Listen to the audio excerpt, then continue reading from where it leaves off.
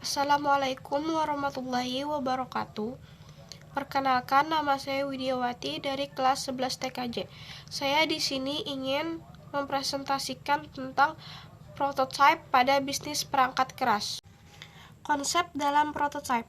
Prototype adalah contoh yang mewakili sebuah model suatu produk. Prototype berfungsi sebagai alat uji suatu konsep atau proses suatu produk sebelum produk tersebut diperbanyak dan dilempar ke pasaran. Prototype biasanya digunakan sebagai alat evaluasi atas desain baru yang dibuat oleh suatu perusahaan. Nantinya, prototype tersebut akan dianalisa secara sistematis. Prototype adalah penyajian data berbasis praktik, bukan teori. Dalam sebuah perusahaan, perancangan prototype merupakan langkah yang terdapat di antara formalisasi dan evaluasi sebuah ide. Prototype berasal dari bahasa Yunani yang berarti bentuk primitif.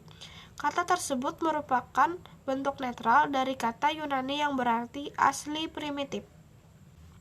1. Manfaat prototype dalam membangun produk perangkat keras. Kesempurnaan prototype akan berbanding lurus dengan produk akhir. Hal itu sangat terasa pada produk perangkat keras. Dengan adanya prototype, kita bisa melakukan pengujian agar kita bisa mengetahui mana bagian yang masih perlu diberi perbaikan, mana yang sudah bisa dipertahankan. Untuk lebih jelasnya, berikut adalah manfaat prototype dalam kaitannya dengan produk perangkat keras komputer. A. Prototype dapat digunakan sebagai alat uji dan penyempurnaan suatu desain usaha. Mungkin ide kita akan bekerja secara sempurna dalam semua aspek perencanaan. Namun, ketika kita mulai mewujudkannya secara fisik, maka kita akan menemukan kekurangan dalam bentuk usaha yang kita buat. Itulah sebabnya prototype dapat digunakan untuk menguji fungsionalitas ide kita. Kita tidak akan pernah tahu apa yang salah dengan ide yang kita ciptakan sampai kita mengeksekusinya menjadi bentuk yang nyata. B. Prototype berfungsi untuk menguji performa berbagai bentuk perencanaan. Sebagai contoh, pembuatan mouse pada komputer membutuhkan pengujian yang disesuaikan dengan bagian-bagian. Kita tahu bahwa mouse komputer memiliki 3 bagian, yakni bagian kulit atau bagian terluar, bagian otak atau bagian elektronik, dan bagian desain atau rancangan mouse. Pengujian yang sempurna atas ketiga bagian tersebut akan menghasilkan produk mouse yang menarik untuk dipandang dan memiliki kepekaan terhadap perintah yang bagus. C. Prototype merupakan alat bantu deskripsi sebuah produk. Dengan adanya prototype, kita akan lebih mudah mendeskripsikan bentuk usaha kita. Contohnya, dengan prototype, kita akan mengetahui seluk-beluk usaha yang kita buat, mulai dari segi legalitas, finansial, dan lain-lain. D. Prototype dapat membuat orang lain menganggap serius bisnis kita.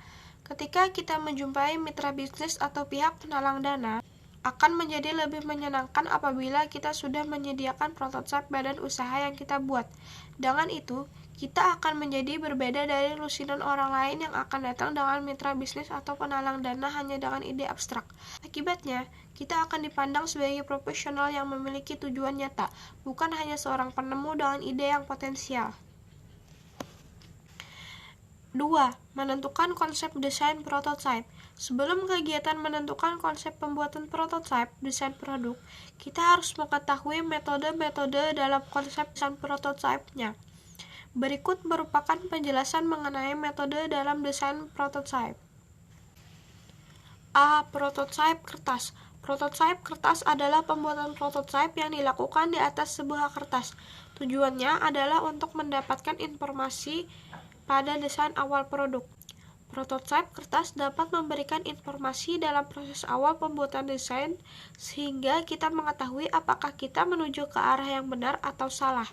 Kita dapat menentukan kecocokan konsep desain sebelum melakukan pekerjaan utama dan sebelum tim desain terpaku pada satu produk khusus.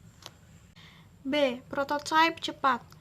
Rapid prototyping atau prototipe cepat dapat menjadi alat untuk menguji dan mengomunikasikan desain yang sedang dikembangkan. Prototipe adalah model produk yang terus mengalami pengembangan.